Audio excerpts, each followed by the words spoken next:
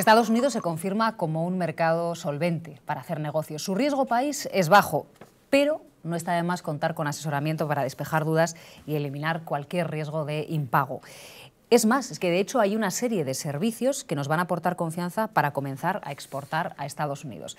Para abundar en el apoyo financiero que puede recibir una empresa en general y una pyme en particular, hoy nos acompañan Enrique Fernández, responsable internacional de Iberinform, Jesús Miramón, director de Comercio Exterior de Empresas de Bankia, Maurici Lladó, director ejecutivo de Banca Corporativa de Banco Sabadell en Miami, y Antonia Hernández, coordinadora de Comercio Exterior de Cajamar. Maurici, ¿Estados Unidos se confirma, como nuestra expectativa, es un país seguro para hacer negocios? Clarísimamente sí, lo es. Con un comentario, es que es seguro siempre y cuando hagas negocios como se hacen en Estados Unidos, ¿no? Lo que uno no puede caer en errores de intentar hacer los negocios como se hacen en España. Bueno, ¿cómo se hacen en Estados Unidos? ¿Qué es lo que hay diferente en ese país? La forma de negociar, por ejemplo. Los riesgos son distintos. Uno, cuando llega a Estados Unidos, puede pensar que el principal riesgo es el riesgo de impago, ¿no?, de un cliente. Ese riesgo es muy bajo en Estados Unidos por las costumbres anglosajonas y cómo funciona el sistema de pago. Son plazos cortos y hay mucha cultura de pago.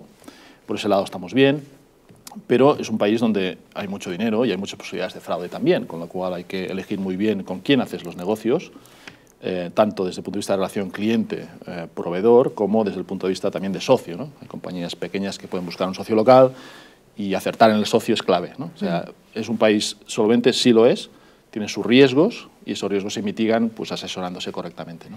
¿Qué errores habéis detectado que cometen las pymes cuando quieren entrar al mercado de los Estados Unidos? Jesús. Bueno, nosotros hemos visto errores de diferente naturaleza, ¿no? Por ejemplo, errores que tienen mucho que ver con el interior, con la capacidad que tiene la empresa.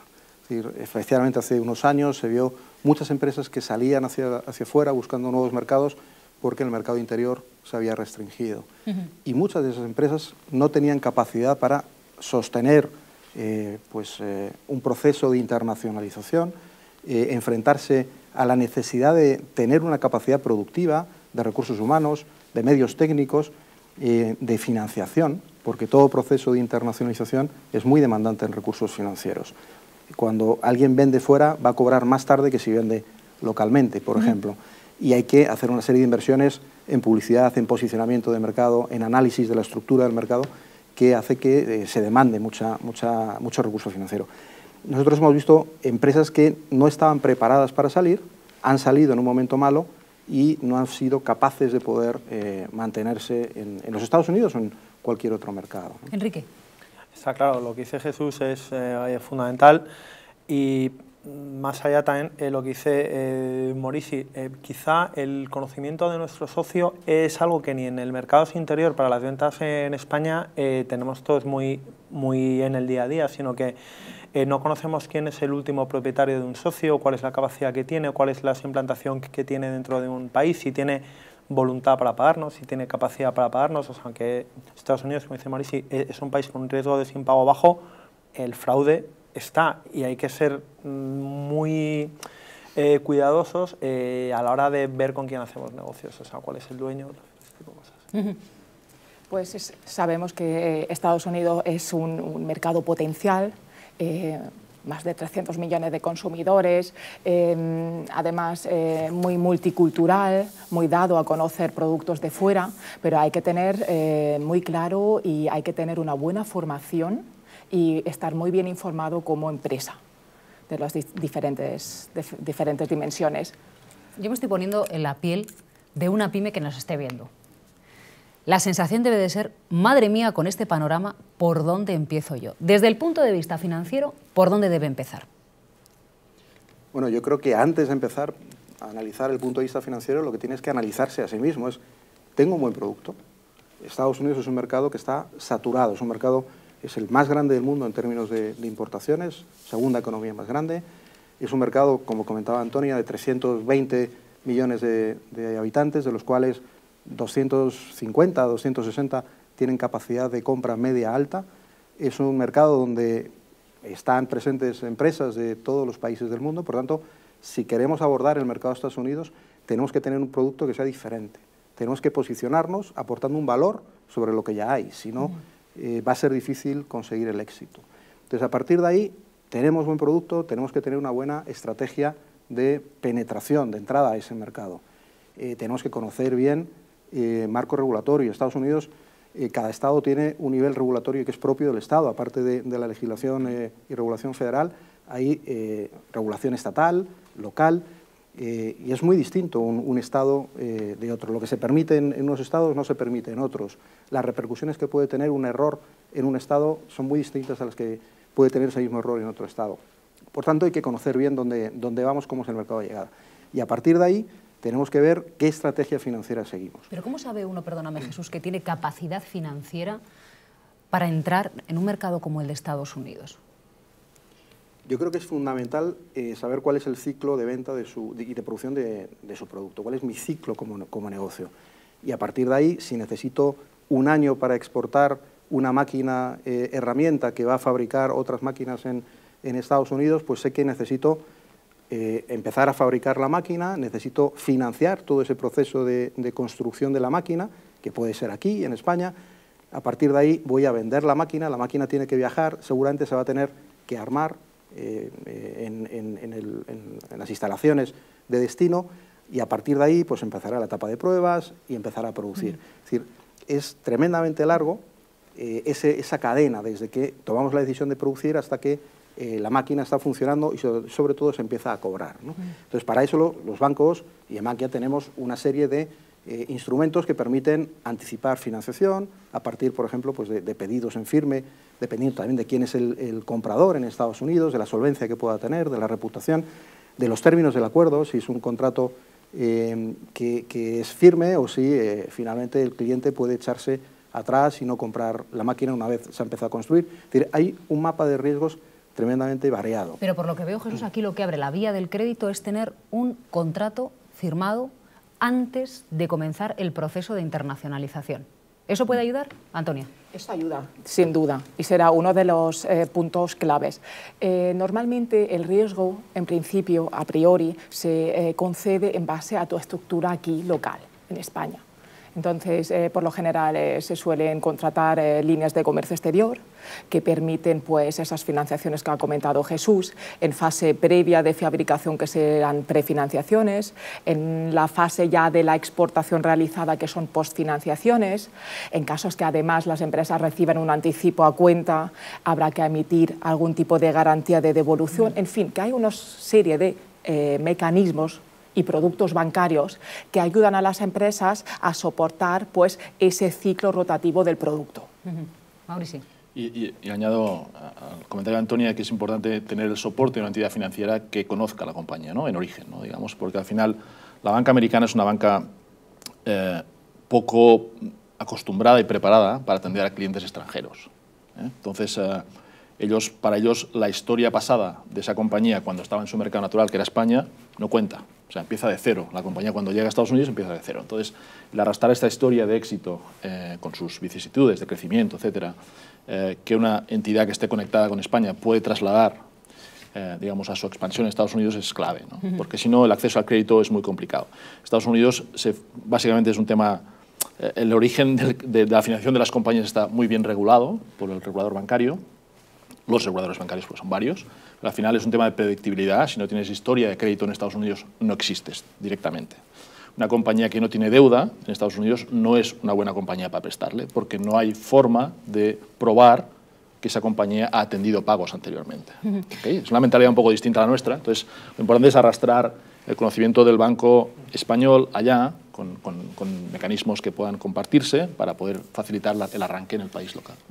Efectivamente, añadiendo a eso, lo que nosotros sí que hemos visto en la práctica han sido implantaciones donde la matriz ha estado aquí y se han ido implantando en aquel mercado y desde aquí se le ha proporcionado una garantía de facilidades crediticias. Es decir, que no se conoce aún al cliente, parte de cero, con una garantía de un banco español si se ha dado o se ha accedido a crédito allí. Hombre, en el caso que decíais antes de las experiencias de pago o cuál es el historial crediticio de una compañía, nosotros en ese sentido sí que hacemos un esfuerzo muy grande para, antes de que las operaciones de nuestros clientes lleguen a estos señores de la mesa para una financiación, que cuenten con ese conocimiento de la voluntad de pago de una compañía, que es lo que decíamos antes, sí, de una manera muy agregada para proteger la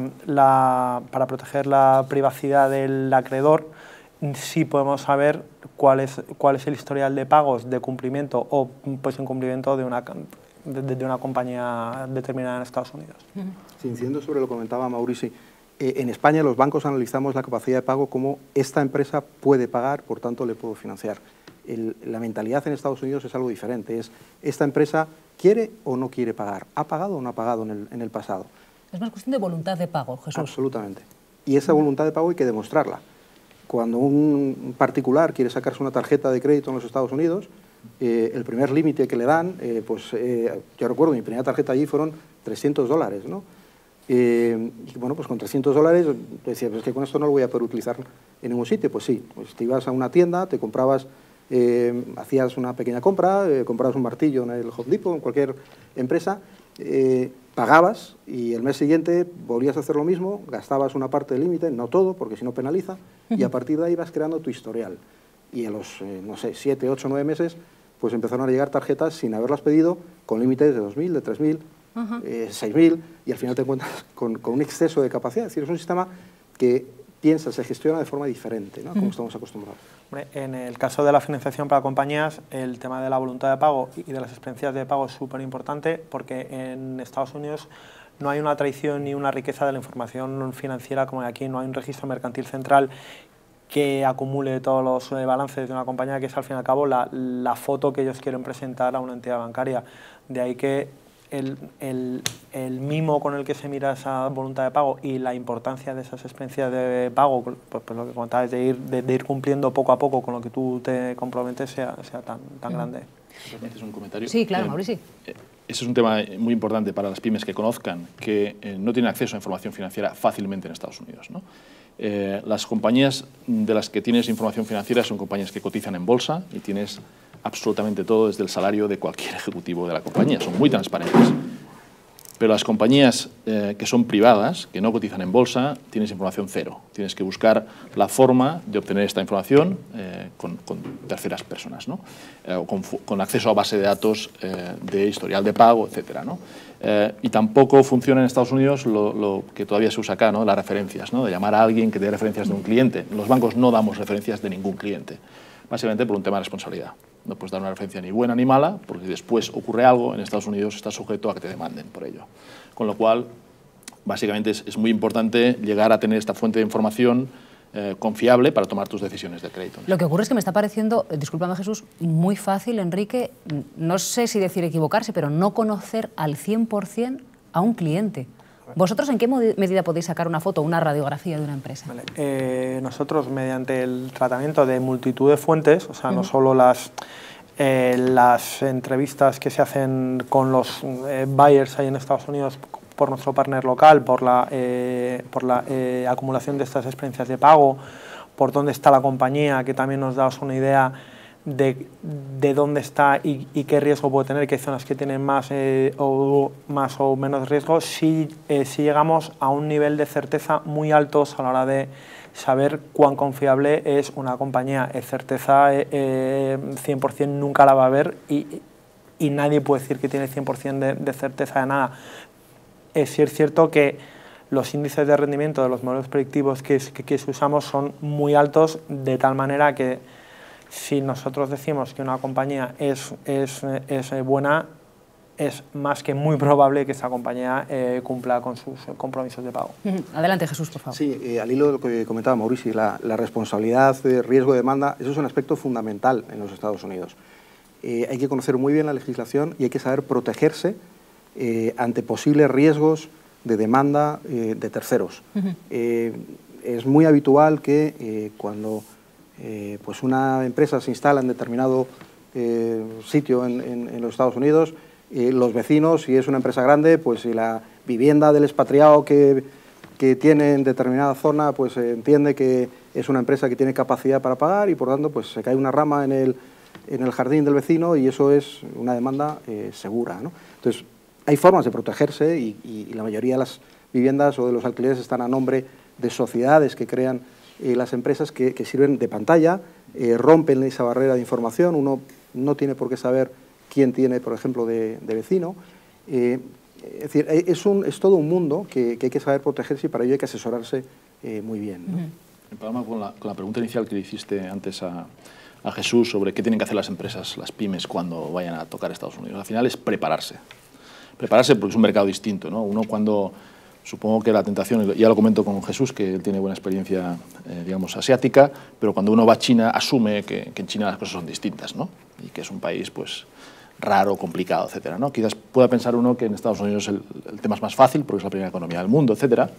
Al final es un mercado desconocido que se hace, que para una compañía pequeña pues puede traer riesgos que se pueden evitar si se asesora bien, no solamente en la parte productiva, capacidad de atender el mercado, tamaño de mercado, etcétera, sino también en la parte de asesoramiento legal, fiscal, de seguros, por ejemplo, ¿no? Laboral. Son temas que hay que hacerlos bien desde el inicio. Nunca arrancar y luego tratar de corregir, porque esto es muy costoso en Estados Unidos, ¿no?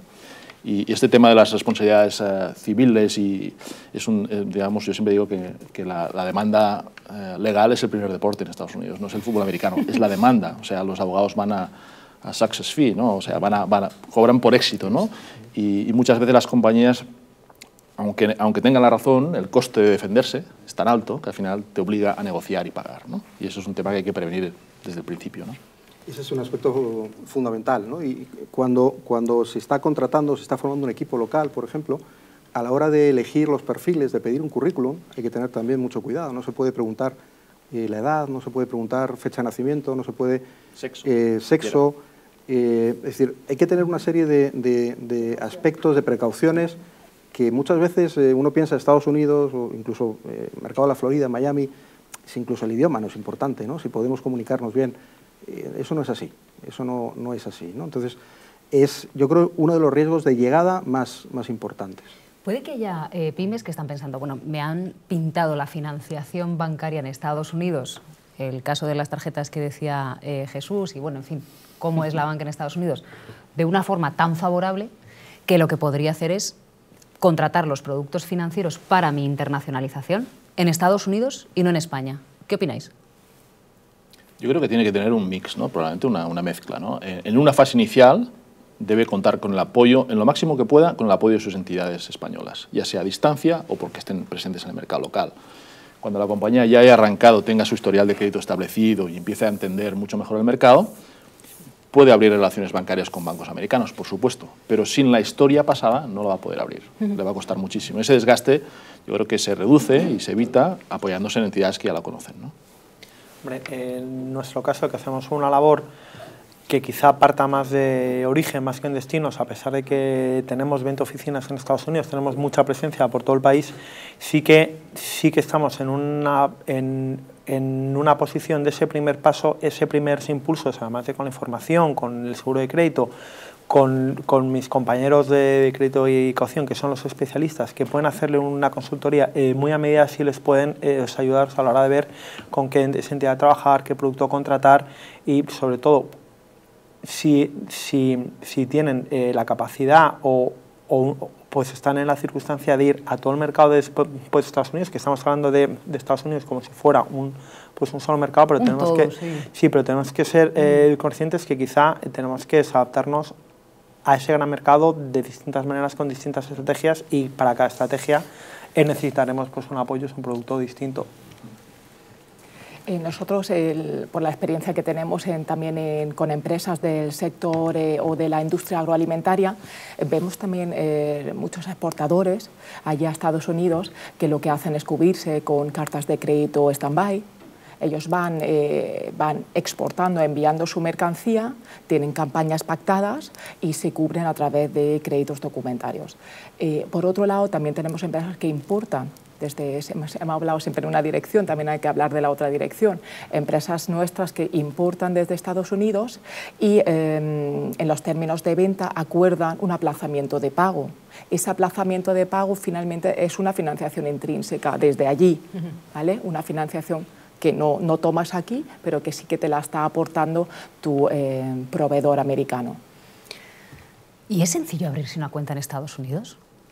No. ¿O es complicado? Porque aparentemente es lo más sencillo, nos dice Jesús, No, bueno, a no mí es. primero me dieron además un crédito de 300, luego fue fluyendo, pero es complicado. No, el abrirse. crédito de 300 fue a los meses de estar allí viviendo. Ah, a los meses. Viviendo. Es decir, una empresa que empieza a exportar a los Estados Unidos desde aquí no va a poder tener abierta una cuenta hasta que no pase un cierto tiempo. Pero porque están complicados y aparentemente debería Por ser legislación, sencillo. por normativa. Es decir, está muy restringida la apertura de cuentas a no residentes, a ciudadanos o empresas que no estén asentadas en los Estados Unidos. Y una vez que se asientan y que tienen, digamos, el canal abierto para poder bancarizarse, tienen la limitación que antes comentaba Maurici de falta de experiencia. Para abrir una cuenta no hace falta, obviamente no hay un análisis de riesgo, pero sí hay un análisis de due diligence, de compliance, de bueno, ¿y quién es esta persona? ¿Cómo ha llegado aquí? En Estados Unidos no se abren cuentas de gente que entra al banco y dice, buenas, quiero abrir una cuenta, ¿no? Eso no funciona. Hay que pedir una cita, te van a pedir una serie de documentos. Es un proceso mucho más complejo del que estamos acostumbrados en España, ¿no? Y todos esos documentos que te piden, Jesús, entiendo que deben estar traducidos al inglés, Bueno, validados hay oficialmente. algunos documentos, algunos formularios que están en bilingüe o en español, por ejemplo, en algún otro idioma, pero cuando la empresa tiene que aportar documentos, obviamente son documentos, si son de la empresa que está en Estados Unidos, son documentos que están en inglés, y si tiene que pedir algún documento de la matriz, son documentos que tienen que ir traducidos. Salvo algún documento que sea de apoyo, lo normal es que todo tenga que estar traducido y compulsado, o sea, legalizado. Déjame aportar un punto más. Quizás es totalmente de acuerdo con lo que comenta Jesús. No es tan fácil como en España, es un proceso distinto y está muy regulado por la supervisión bancaria, ¿no? Uno de los puntos que más sorprende a nuestros clientes cuando inician el proceso de apertura de cuenta es el grado de transparencia. En Estados Unidos tienes que informar cuál es el beneficiario final de cualquier cuenta. Aunque haya una compañía que cuelgue de otra, que cuelgue de otra, que cuelgue de otra, al final tienes que demostrar toda la escala, digamos, de documentación legal que justifique que finalmente el accionista final se llama Jesús Miramón, ¿no?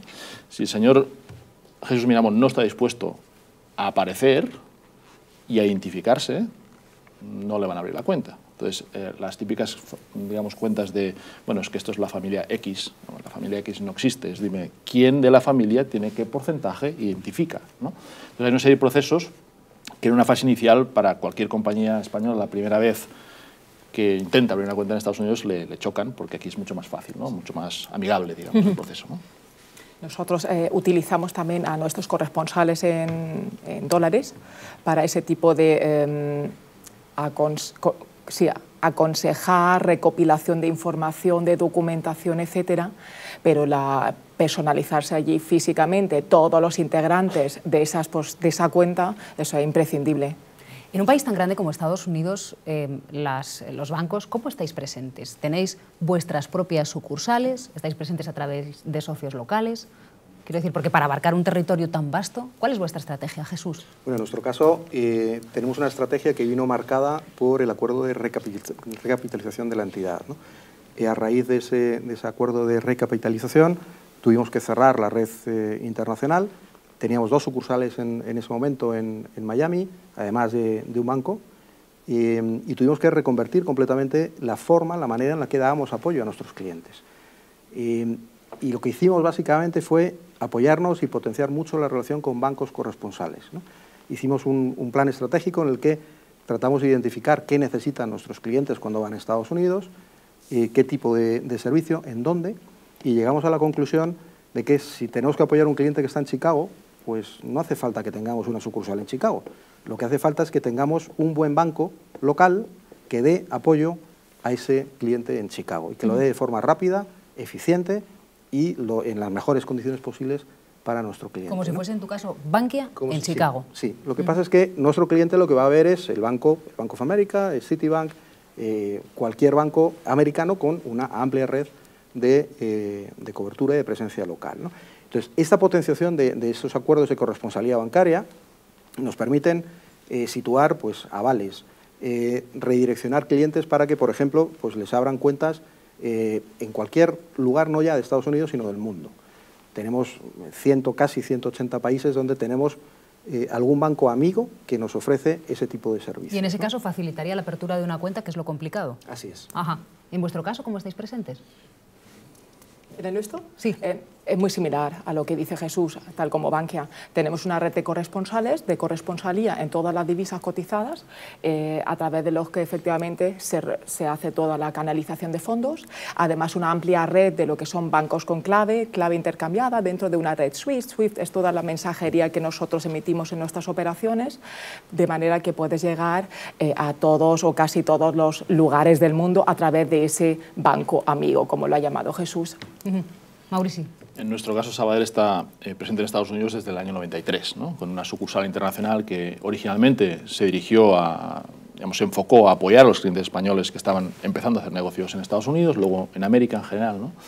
Es una operación grande y antes comentaba Jesús el tema preguntabas tú sobre un país tan grande, cómo se atiende, ¿no? Realmente lo que tenemos es una plataforma que está habituada a trabajar con clientes deslocalizados, eso es muy importante, ¿no? En nuestro caso, el 90% de nuestros clientes, aunque estamos basados en Florida, en Miami, el 90% de nuestros clientes no están ni siquiera en Florida, están en cualquier punto de Estados Unidos o incluso en América Latina, ¿no? Entonces, la plataforma ya está preparada para tratar a clientes remotos, bilingüe, etcétera, ¿no? O sea, al final, la proximidad es importante si entiendes el mercado, pero para operar hoy en día con las tecnologías nuevas no hace falta estar, digamos, presente en todas las ciudades de Estados Unidos. El hecho de que estéis presentes en Estados Unidos a través de corresponsalías, ¿eso facilita que se abra el crédito? Sí. Porque es como si el crédito lo concedieseis vosotros desde España. Sí, la garantía de pago de nuestros clientes en Estados Unidos, por ejemplo, la ponemos nosotros. Nosotros garantizamos ante el banco corresponsal el repago de cualquier obligación que tenga nuestro cliente. Lo que conseguimos con una buena y eficiente red de corresponsalía, primero es abaratar costes. Es decir, una red internacional es cara, es necesaria en algunos sitios, pero es caro. Y en segundo lugar, lo que conseguimos es tener diferentes bancos en diferentes lugares del mundo, incluso diferentes bancos en el mismo país, que nos ofrecen cotizaciones distintas. Si tenemos que situar y avalar pues a una empresa española que está construyendo una línea de ferrocarril o una carretera en los Estados Unidos, nosotros vamos a pedir cotizaciones a 5, 6, 7 bancos y el que nos envíe la mejor cotización es el que se va a llevar la operación de nuestro cliente. Por tanto, les ponemos a competir y unas veces gana uno, otras veces gana otro, en función del plazo, en función del estado. En la costa este pues trabajamos más con unos bancos, en la costa oeste con otros. Y esos bancos luego a su vez, como tienen presencia pues mundial pues también nos ofrecen cotizarnos avales en otros sitios. Es decir, se va creando una red que es bastante eficiente porque no siempre acudes al mismo banco. Dependiendo del momento, dependiendo de la oportunidad, consigues. Adelante, Mauricio. Sí. Perdona. Es importante que la banca americana no está dispuesta a tomar riesgo de compañías españolas aquí. Es decir, una filial de un grupo español que aterriza en Estados Unidos, por mucho que la casa matriz en España quiera avalarle sus riesgos, los bancos americanos no están dispuestos a estudiar un riesgo privado en España. Pero sí están dispuestos a estudiar el riesgo de un banco corresponsal, ¿no? Y eso es lo que sirve para, de alguna forma, garantizar el acceso a crédito a estos clientes en ese mercado, asumiendo el riesgo desde aquí, que es de donde, de alguna forma, las entidades lo conocen mejor, ¿no? Efectivamente, eso es lo que se conoce como contragarantías, es decir, que el riesgo reside aquí, se le solicita al banco corresponsal, que es una estructura básica y además muy necesaria para todos los bancos, y se le pide a ellos que emitan una garantía local, ¿no? Entonces, el banco americano acepta la garantía local con su regulación y condiciones y el riesgo real, origen, está aquí, nace aquí en España. Información. Sí, adelante, Jesús. Es un proceso tremendamente ágil, suena como muy engorroso cuando hablas de garantía, contragarantía, un banco que está tan lejos. Al final, el documento de contragarantía que utiliza el banco X en Estados Unidos es el mismo para todas las operaciones. Lo que necesitas es, la primera vez que tienes una operación con ese banco, es amoldar esa contragarantía para que tenga en cuenta pues, las preocupaciones, los comentarios que tiene nuestra entidad o incluso que puede tener el cliente, pero a partir de ahí es tremendamente ágil. O sea, sabemos qué aspectos de una contragarantía en Estados Unidos o en cualquier otro país se pueden o no modificar. Hay que tener presente, obviamente, quién es el beneficiario final de la garantía, la empresa o la institución ante la que se presenta ese aval, porque eso va a condicionar mucho, pero lo que es en sí la estructura de la contragarantía en cuanto a las obligaciones entre los dos bancos es la primera vez. Tardas un poco, a partir de la primera operación es tremendamente ágil, ¿no? Información práctica, que está hablando Maurici de corresponsalías bilingües. ¿Puede darse el caso de que una pyme española quiera presentarse o se presente en una de vuestras sucursales, o mejor dicho, en una de vuestras corresponsalías, y se le atienda exclusivamente en inglés? Sí, claro. ¿Os lo habéis pensado mucho? Sí, clarísimamente sí. Lo que debería hacer esa pyme es no presentarse en el banco X de Ohio. Lo que tendría que hacer esa pyme es hablar con su técnico especialista en comercio exterior aquí en España, en el banco con el que esté trabajando. Pero si le decís, no, vete a Ohio, vete a esta sucursal y vete a firmar, puede ser atendido... En esos casos lo que tratamos es de dirigir para que esa empresa sea atendida en español si no conoce el idioma. Y en todo caso, Ahora, discúlpame Jesús, el traductor lo pone... No habría traductor, en esos casos no hay traductor. Si quiere un traductor lo tiene que contratar el cliente. En muchos estados de los Estados Unidos pues se habla el español también, ¿no? En la medida en que se pueda contar con un empleado de ese banco que pueda atender a un cliente en español, pues se hace, ¿no? Ahora, eso nos lleva a un planteamiento que tiene que hacer esa pyme. Es decir, si una pyme quiere ir a Ohio y no sabe inglés, podremos ayudarle y apoyarle en la relación con el banco, pero en cuanto salga de esa sucursal se enfrenta al mundo real.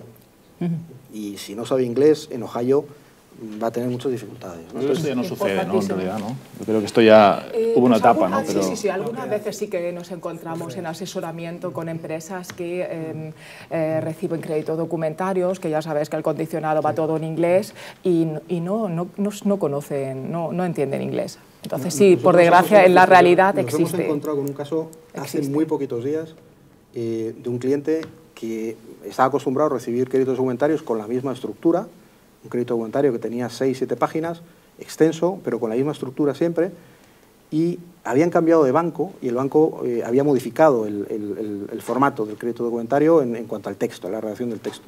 Y entonces se sintió perdido porque nos dijo, es que no sé hablar inglés, sé dónde tengo que mirar, ¿no? Y entonces ahí pues se nos encendió las alertas, ¿no? Porque un crédito documentario es un documento tremendamente complicado, donde estás obligándote a pagos, a recibir mercancías, es decir, es un contrato y necesitas, obviamente, tener idioma, ¿no? Y entender el idioma, estar seguro, y muchas veces conociendo bien el idioma no es suficiente, porque necesitas conocer los conceptos, conocer los términos técnicos, qué significa el campo 47A, qué significa muchas cosas, ¿no? Entonces, cada vez hay menos empresas que salen fuera y tienen este tipo de dificultades con el idioma, por ejemplo, pero sí, nosotros lo hemos visto hace ya digo, unos días, y hace unos años, a raíz de los peores momentos de la crisis, pues uno se encontraba, yo me he encontrado en China con empresas que llegaban allí y trataban de buscar y quemar el último cartucho, ¿no? Porque era una situación muy, muy complicada, ¿no? Antes hablamos si Estados Unidos es un sitio seguro o no es seguro, si es fácil o no es fácil. No es de los más complicados, tampoco es de los más sencillos, ¿no? Hay otros mercados mucho más cercanos por los que quizás debería ser lo más natural de abordar, ¿no? Países de la Unión Europea antes que Estados Unidos, ¿no? Pero todo depende también del producto que tenga, de la estrategia, de lo confiado que se sienta una empresa en que su producto es bueno y su estrategia es la adecuada para entrar, ¿no? Pues incidiendo en el tema del idioma, decía Jesús, sí es cierto que las generaciones jóvenes que vienen ahora sí son generaciones con más exposición al extranjero, con más capacidad para hablar inglés. Quizá las generaciones anteriores, las generaciones de nuestros padres, no están tan capacitadas desde el punto de vista de los idiomas extranjeros y les cuesta más el entrar a ese conocimiento técnico de un idioma. Una cosa es mantener una conversación fluida con cualquier persona sobre conceptos muy generales, que otras pues entrar ya a cuestiones muy técnicas, no solo en la financiación bancaria, sino en el aspecto del negocio, los términos técnicos de una máquina herramienta que tú comentabas antes, de un invernadero, de un aditivo, de un producto de alimentación, con lo cual sí es muy importante el dotar a nuestros recursos humanos de esos conocimientos previos, o ya en un primer momento de la selección el apoyarnos en las generaciones de jóvenes que vienen más preparados en ese aspecto. El tema del idioma es importantísimo. empezando por temas de facturaciones, de medios de pago más complejos como puede ser el crédito documentario, garantías, en fin, es importantísimo. Sí que es cierto, siempre hay una jerga muy técnica a la que todos entiendo. Nosotros lo que hacemos es estamos muy cerca del cliente, le asesoramos, él tiene dudas, hay documentos en los que se le facilita o se le explica qué significa cada uno de los campos, si aún así le surgen dudas se le atiende personalmente, en fin, que los bancos cada vez intentamos asesorar al cliente, sobre todo en estos productos que son tan complejos y tan difíciles de entender hasta que no le sacas un poco el tranquillo. Y otra cosa que iba a decir antes con las garantías, también quería mencionar brevemente que existe lo que son la Cámara de Comercio Internacional, que facilita unos modelos estándar de garantías, de contragarantías, de las más habituales, que además son modelos que colgamos de la web, que son muy fáciles de emitir y de entender. Por tanto, respecto a lo que él decía, que es que emitir una contragarantía, sí, es muy sencillo. Eso es un mensaje SWIFT con un determinado formato y su emisión es de inmediato. O sea que en los bancos intentamos facilitarle a las empresas las cosas en asesoramiento, en traducción, pero claro, es importante saber un mínimo de inglés. Mauricio. Yo diferenciaría entre lo que es hacer negocios con Estados Unidos y hacer negocios en Estados Unidos. Correcto. Entonces, para hacer negocios con Estados Unidos, que puede ser una compañía, una pyme que pueda importar, exportar, ya sea en una transacción una sola vez en su vida o en forma repetitiva, se puede asesorar perfectamente desde aquí. No es tan importante que conozca el inglés, pero obviamente con el asesoramiento correcto lo puede solucionar, ¿no? Si la compañía está pensando en establecerse en Estados Unidos, ya sea con una estructura mínima de una oficina comercial, con una sucursal de su compañía española o bien con una subsidiaria americana, imprescindible absolutamente el inglés. Aunque hay un mercado latino importante en Estados Unidos, el idioma de los negocios es el inglés, no hay más. Y además yo recomendaría, en lo posible también, pues tener personal inglés, o sea, americano, realmente local, ¿no? Que sean bilingües, obviamente, pero personal local, que sea vista una compañía como local. Los americanos les gusta mucho hacer negocios con extranjeros, no tienen ningún problema, pero les gusta la permanencia, la obligación. Es decir, un poco la compañía que hace negocios y aparece y desaparece les da cierta desconfianza. Les gusta es ver un establecimiento permanente, ya sea chiquito o más grande, ¿no? Entonces, eso les da una visión de compromiso de que este extranjero que viene a hacer negocios en Estados Unidos no va a desaparecer mañana, ¿no? Tiene una sede fija. Eso es importante.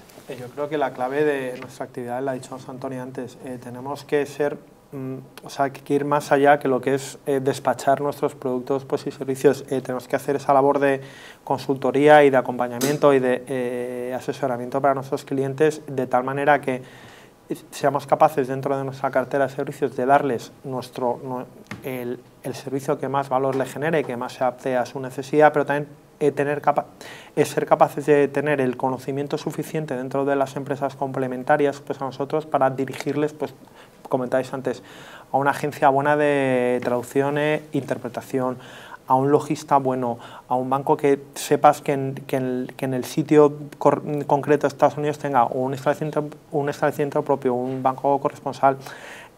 Sí tenemos que dar más asesoría, más consultoría pues en ese sentido, y pues en lo que tú decías de la continuidad. Cada vez son más empresas las que están invirtiendo ahí en Estados Unidos, que empiezan con una deportación, que es una venta de un material que tienen en el almacén quieto parado, y pues acaban con unas instalaciones productivas pues en Estados Unidos muy importantes. O sea, a mí me gusta mucho contar siempre un caso de dos señores que eran ejecutivos, creo que de banca, que tenían mucha afición por el mundo del jamón y compraron una de esas en Texas y se llevaron los cochinos desde España hasta allí y pues ahora están vendiendo jamón en Estados Unidos criado en Texas, que creo que es el objetivo que muchas de las compañías que empiezan a ir pues a Estados Unidos tienen que fijarse, el ser capaces de producir un producto con las características que de ellos se percibe en destino. Bueno, vamos a hablar del momento de pago, que aunque aparentemente es dulce, igual se nos vuelve un poquitito agridulce, porque claro, aquí estamos tratando con dos divisas, euro y dólar. Y en función del tipo de cambio, ahí podemos perder mucho dinero, ¿no, Jesús? Efectivamente, el riesgo de tipo de cambio es uno de los riesgos financieros que está abierto en cualquier exportación que se hace en moneda diferente a la moneda de uso habitual. Entonces, en ese país, una empresa que esté exportando a Estados Unidos en un porcentaje altísimo va a utilizar como divisa el dólar. Y además, sí. Y eso implica que cuando cobre esa exportación que está realizando, si el pago no es anticipado, no es a la vista, que no sería habitual, vas a ver el importe en dólares que va a cobrar, pero no vas a ver el contravalor en euros que le va a suponer. Claro, yo decía, y además es que es aleatorio, que un día podemos estar en un tipo de cambio y al día siguiente se nos vuelve del revés. Así es. Para eso hay formas de cubrir ese riesgo. Hay seguros de cambio. ¿Qué es un seguro de cambio? Un seguro de cambio es básicamente un compromiso al que llega un cliente con una entidad para convertir a un tipo de cambio que se fija hoy, convertir una cantidad X de dólares o de cualquier divisa a un determinado plazo. Es decir, una empresa que esté exportando y que sepa que va a cobrar el 30 del mes siguiente, pues lo que puede hacer es asegurar ese importe que va a cobrar a un tipo de cambio que pacta hoy. Por tanto, el 30 del mes siguiente va a saber exactamente los euros que va a recibir. ¿Pero independientemente de cómo fluctúe el cambio? Independientemente de cómo fluctúe el tipo de cambio. Ahora, ese instrumento financiero que está diseñado para cubrir riesgos, también tiene riesgos en sí mismo. Mitiga el riesgo del tipo de cambio siempre que se cumplan los parámetros y las premisas que están acotadas en ese seguro de cambio. Es decir, siempre que vaya a cobrar esos dólares el día pactado. Si no cobra esos dólares, esta empresa tiene una responsabilidad de conseguir como sea esos dólares y entregárselos al banco al tipo que habían acordado. Dependiendo de cómo hayan fluctuado los tipos, si no llegaran los dólares, pues tendrá que ir al mercado y comprarlos al tipo que estén en ese momento y vendérselos al tipo que está pactado. Es un instrumento no muy complicado, pero la normativa vigente en Europa, según la MiFID II, lo considera un instrumento que no es apto para todas las empresas. Es un producto complejo que no es apto para todas las empresas. Entonces, sí, las entidades financieras, cuando ofrecemos seguros de cambio, tenemos que recoger una serie de documentación de la empresa, asegurarnos pues de que el cliente entiende perfectamente el mecanismo y la importancia de que efectivamente los flujos que se comprometen sean flujos ciertos. Adelante, Antonia. Pues simplemente por puntualizar un poquito, efectivamente, porque tú decías, no, pues si tiene previsto un cobro el día 30, pues con nosotros tiene pactado esa venta de la divisa. Hay seguros de cambio sin calendario, por lo que permite al cliente ir a un horizonte más allá, ¿vale? Ir recibiendo su divisa o emitiendo sus pagos y hacer disposiciones parciales de esa divisa. Eso es muy importante porque si no, efectivamente, si tú tienes previsto cobrar el 30, pero vas a cobrar 2 días después, el seguro ha cumplido y te ves forzado a un incumplimiento, que es lo que él decía, salir al mercado a hacer frente a esa divisa. Por lo tanto, esa cobertura que querías conseguir, finalmente no la vas a tener, porque el mercado tienes que asumir lo que es luego la diferencia de cambio.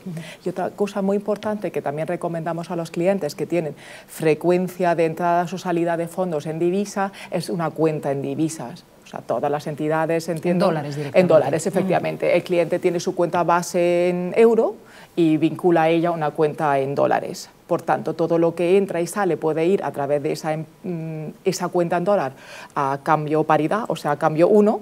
Por tanto, si dispones de la divisa, la emites y si la recibes, la ingresas en esa cuenta y cuando tengas necesidad de liquidez, puedes transferir a euros o bien al precio que esté en ese momento en el mercado o bien a través de un seguro de cambio que hayas pactado previamente. Y que mantenga el tipo de cambio. Sí, el seguro de cambio es una compra o venta a plazo, fija.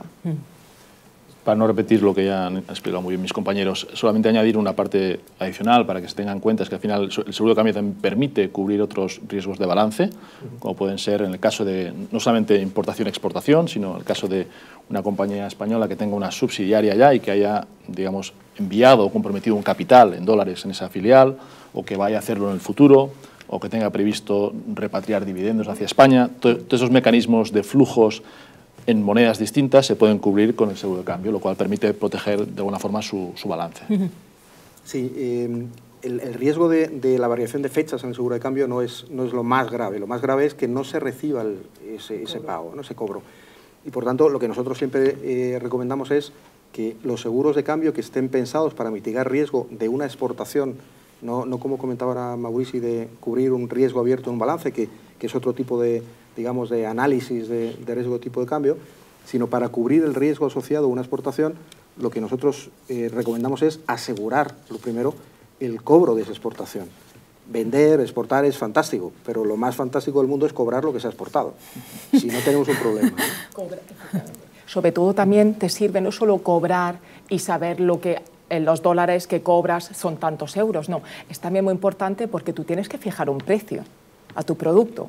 Entonces, tus cálculos los vas haciendo en euros. Por tanto, tú tienes que saber, si cambias de divisa, qué repercusión tiene eso en el precio final del producto y si eso finalmente puede mermar el margen de tu producto, que por desgracia lo hemos visto. Decíamos que Estados Unidos es un país en el que se suele pagar en tiempo y forma. ¿Os atrevéis a poner una fecha en la que más o menos se suelen cobrar los servicios o los productos exportados? La norma generalmente son 30 días. En 30 días esa es la norma. uno Sí, recibe su pago. Sí, pero también depende. Un pago doméstico normalmente pues, se hace vía cheque, que es lo habitual. Un cheque americano, y ese aquí no está, digamos, en España no es muy popular, común, ¿no? Cada vez menos. Recibir un cheque, un talón, no sé cómo lo llamáis aquí. Pero en Estados Unidos es el medio de pago normal y es raro, de hecho yo he visto escasísimos impagos en cheques, no ocurre, ¿no?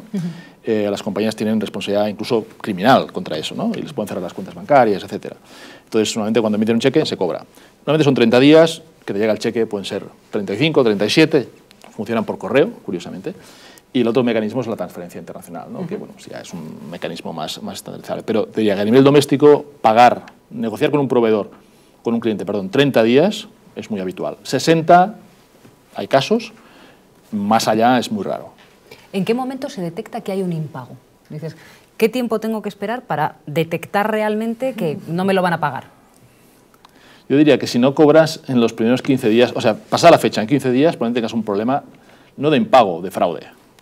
Ajá. Que es lo que ocurre en Estados Unidos, ¿no? Que muchas veces no te has asociado con el cliente correcto y a lo mejor es que no vas a cobrar más tarde, sino que simplemente no vas a cobrar. Y eso ya es parte de los riesgos que hay que gestionar, ¿no? Porque habitualmente no hay impagos. Ahí nosotros lo que hacemos es, pues lo que tú decías, a través de las compañías de seguro y crédito del grupo, sí aseguramos que si no hay un fraude, que el fraude no se suele asegurar porque no es un riesgo comercial, es otro tipo de riesgo, que si hay un impago que sí se cobre. Entonces ahí sí estamos más en un primer escalón de la cadena del impago, tanto en un primer escalón en el conocimiento de con quién estás haciendo negocios, que el señor que viene representando a tal compañía es quien dice ser y que la compañía dice que a ella le representa a este señor, y luego ya al final, para cuando hay un retraso en el pago, no sea por fraude, sí hacer frente a la indemnización correspondiente. Jesús, querías añadir algo. Yo creo que es importantísimo conocer con quién estás haciendo negocios, y hay diferentes formas y diferentes empresas que ayudan en esa labor. Pero también es muy importante elegir el instrumento adecuado, sobre todo para las primeras operaciones, hasta que vas creando una relación estable en el tiempo, hasta que tú también como suministrador eres importante para tu cliente, ¿no? Y en esas primeras operaciones hay multitud de esquemas que permiten dar absoluta seguridad y certeza en el cobro, ¿no? Y luego hay otros instrumentos que son mucho más ágiles y son menos complicados, pero que permiten garantizar pues, facturaciones enteras. Puedes vender tus facturas a una entidad financiera que te compra esas facturas y asume el riesgo del repago o no repago de tus clientes, ¿no? Es decir, hay diferentes esquemas que deben ser o que pueden ser adaptados en función de las necesidades de cada empresa, en función del tiempo, en función de la cartera de clientes que tengan, en función de muchas cuestiones, ¿no? Por eso creemos que es muy importante que la empresa pida asesoramiento y se deje asesorar sobre qué tipo de instrumento es el más adecuado en su caso. Bueno, para terminar, me gustaría que cada uno de vosotros subrayaseis qué debe tener en cuenta desde el ámbito financiero una pyme que ahora mismo está mirando al mercado de Estados Unidos para entrar en él. Antonia. Pues lo más importante es tener uno o varios socios bancarios de confianza, donde se te explica, se te atiende y se te asesora correctamente, y además se te da acceso a diversos servicios integrales de todo el proceso de internacionalización. Maurici.